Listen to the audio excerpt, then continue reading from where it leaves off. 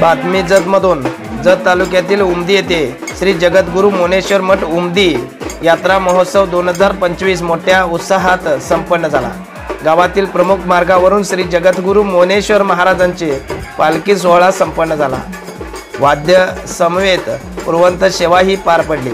या यात्रा महोत्सवासाठी उमदी व उमदी पंचक्रोशीतील समस्त भक्त मंडळ मोठ्या संख्येने उपस्थित होते।